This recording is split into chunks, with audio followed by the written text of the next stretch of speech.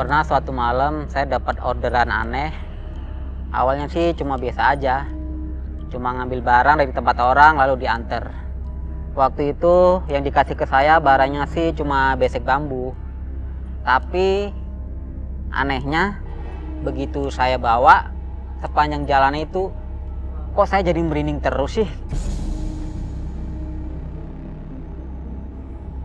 Ini Bang, pesanannya tolong diantarkan ke alamat rumah Pak Wahyu ya. Ini makanan, Bu. Anggap aja seperti itu. Harus diantar sekarang, jangan ditunda-tunda dan jangan lewat tengah malam. Siap, Bu. Bang, hati-hati di jalan. Jangan sampai salah alamatnya ya. Siap, Bu. Permisi. Permisi, Bu.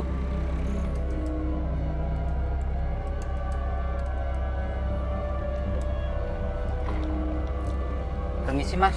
Numpang tanya. Iya. Kalau rumahnya Pak Wahyu Jalan Kamboja nomor 13 itu beneran lewat sini, Mas? Wahyu. Oh iya Mas, lurus saja. Itu adanya di bekas kuburan lama Mas. Bekas kuburan, Mas. Iya Mas. Iya, di sana dulunya kuburan kampung, udah dibongkar. Rencana sih mau dibangun perumahan ya, Iya. tapi nggak jadi-jadi tuh. Katanya sih pinggit angker Mas. Iya Mas, angker banget itu. Iya. Mas ini jangan nakut-nakutin dong. Serius Mas, saya nggak Serius. nakut-nakutin. Pokoknya Mas lurus saja. Tapi hati-hati kalau melintas di jalan itu. Banyak yang sering diliatin macem-macem Mas. Tetangga saya aja lewat situ digangguin. Ya udah, makasih Mas ya. Udah, hati-hati ya Mas. Ya, permisi. Iya. Ayo, Bro.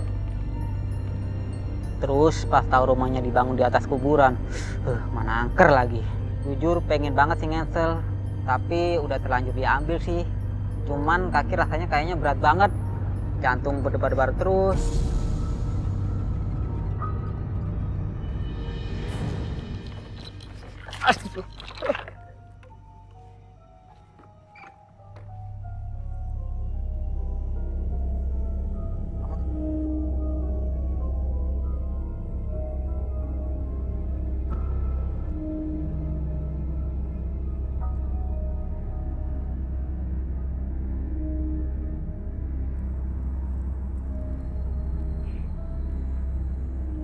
Siapa di situ?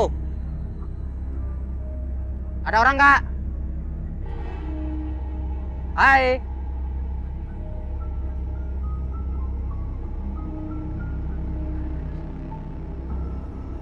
Tadi kayaknya ada suara orang.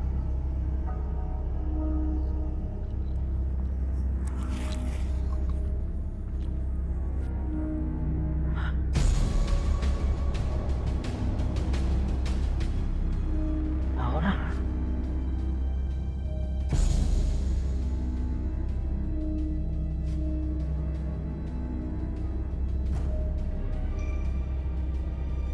Gak ada.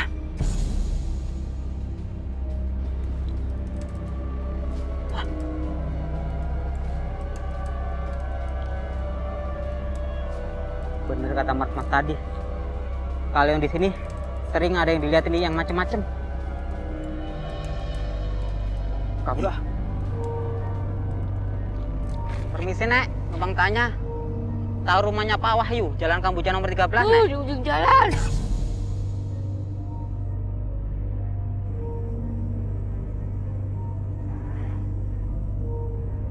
Makasih. Nek! Nek kemana? Nek!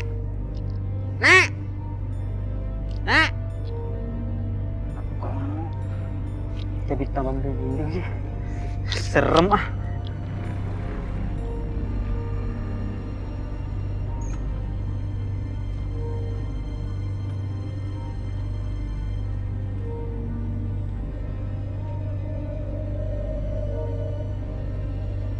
Astagfirullahaladzim.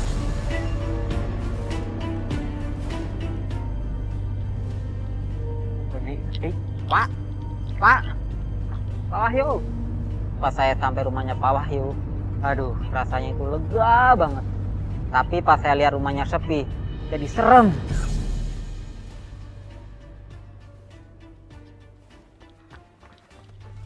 Pak Wahyu, Pak Wahyu, Pak Wahyu, Pak. Astagfirullahaladzim.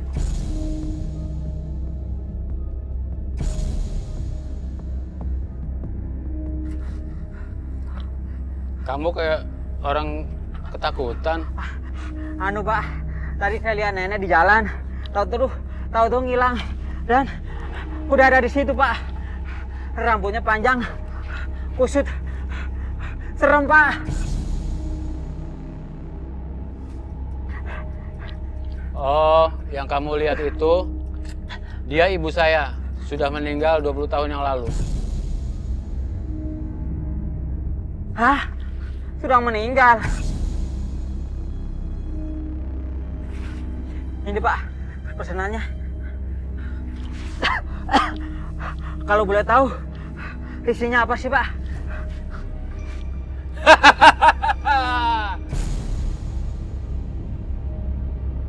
Lu pengen tahu isinya apa? Udah siap? Nggak jadi Pak, nggak jadi. Saya pamit pulang aja.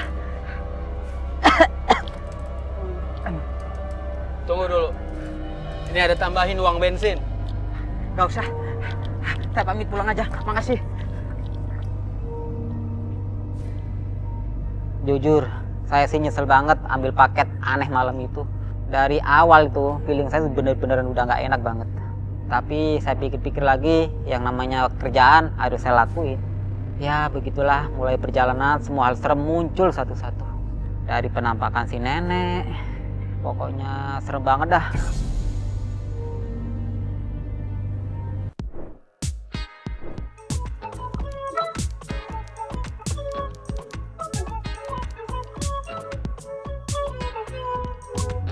Kalau dapat alamat biasanya di toko furniture atau elektronik, biasanya gue tolak. Soalnya biasanya gue disuruh bawa barang yang gede-gede. Udah kayak tukang angkut aja gue pakai motor aja. Tapi hari ini gue ngerasa dibohongin sama customer gue. Gue kena jebakan emak-emak bro. Mendingan bawanya pakai ojol box aja bu. Cepet sampainya, aman dan nggak pakai ribet. Ojol box? Udah mahal lah.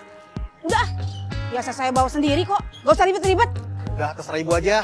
Ya udah.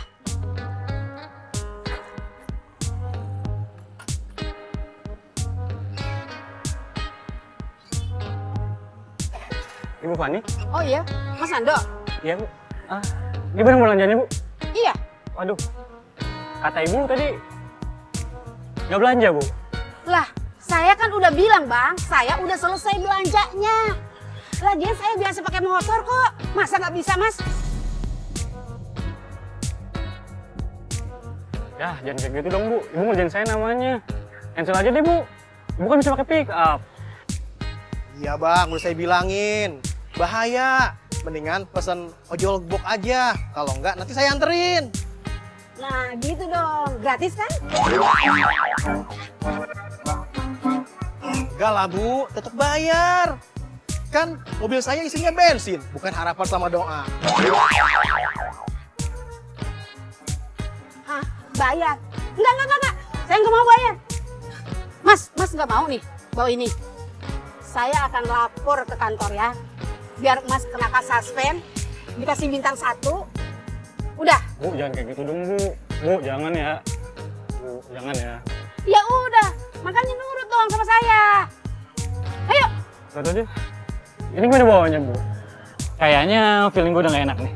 Tapi kalau mau dilawan, ini mama. Kasta penguasaan jalan paling tertinggi. Diam dong mas, gimana sih? Diam. Gimana mau diem bu, orang gak kelihatan. Iya, nanti jatuh kita berdua. Gimana sih? Tuh kan, kamu diam kan, tuh kan. Makanya duduk situ yang tenang, pegangan. Gimana Tadi sih? juga pegangan bu. Ini pegangan lah, yang benar. Tuh banyak mobil begini. Tuh kan, kamu diam kan? Diam dong, diam.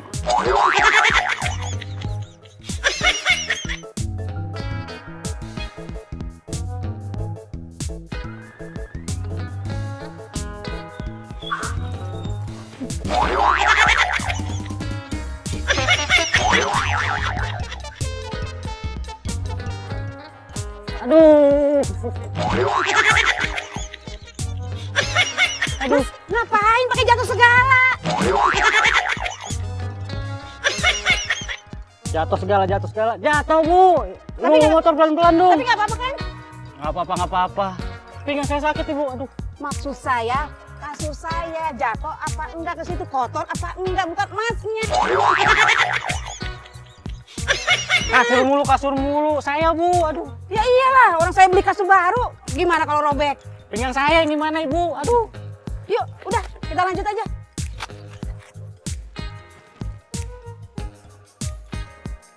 Ayo, Tunggu. pegangan yang benar. Bu, santai nih. Saya udah nggak kuat nih. Pinggang saya sakit, Bu. Tenang, santai aja. Bentar lagi nyampe kok. Tenang.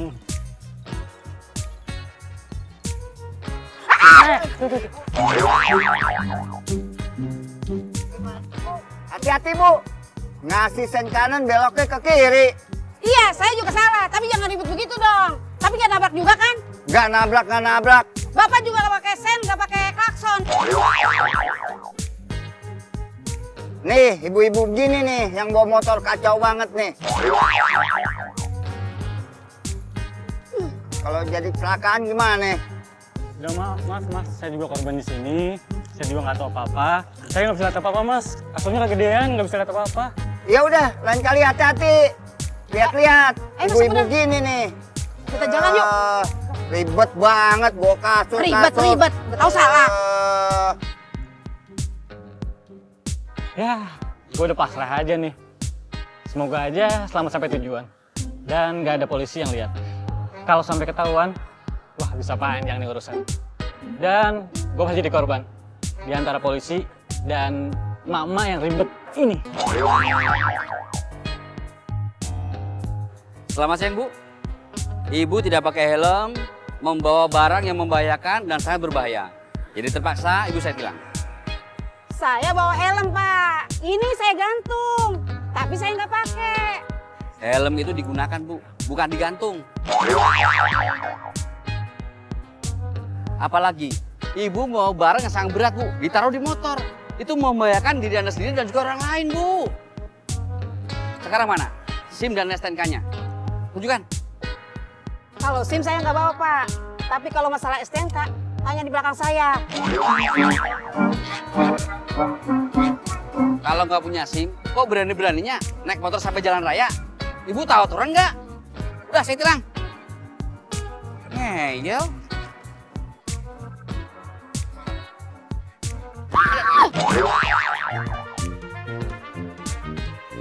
Aduh, ibu ini apa-apaan sih? Nggak nyangka. Bu Fani bisa segila itu. Sampai gigit polisi. Serius. Beneran gue nggak habis pikir. Apa yang ada di pikiran Bu Fani sampai dia nekat untuk gigit polisi itu? Ibu tahu peraturan nggak? Sudah melamar tugas, mau masuk penjara. Bapak cari gara-gara. Kenapa saya ditilang? Bapak ngincer saya ya? Ayo ngaku! Enggak. Ngaku! Enggak. Bu, udah ya Bu ya. Pak polisi maaf, ini salah paham. Bu, perbuatan ibu itu sangat berbahaya. Bisa masuk penjara karena melawan petugas. Saya nggak mau masuk penjara, Pak. Saya hilaf. Saya mohon maaf, Pak. Untungnya, ibu sudah saya anggap sebagai ibu saya sendiri. Jadi, kejadian tadi saya lupakan, Bu. Kalau enggak, saya penjara nanti. Makasih ya, Pak. Udah dianggap jadi ibunya. Maksudnya? Maaf, Pak. Maaf, Pak. Bu, udah ya Bu ya. Ibu jangan ngomong aneh lagi. Nanti dipenjara sama polisi. Enggak, Mas. Aku nggak mau masuk penjara, Mas. Tapi lain kali jangan diulangin lagi. Atau konsekuensinya akan lebih berat. Pak, gini aja. Nanti kasurnya saya ikat, saya yang bawa, Pak. Nah, ibu ini biar nanti naik angkot atau naik taksi. Biar semuanya kelar, Pak, biar enak. Boleh, tapi diikatnya yang kencang ya. Jangan sampai lepas. Iya, Mas. Ayo diikat. Aku naik angkot. Akhirnya beres juga. Duit hilang, dibayarin sama ibu awal itu. Gue dibayar pas-pasan sesuai aplikasi. Dan nggak dikasih tip. Harusnya sih gue harus percaya sama feeling gue. Dari awal, ini gue tolak.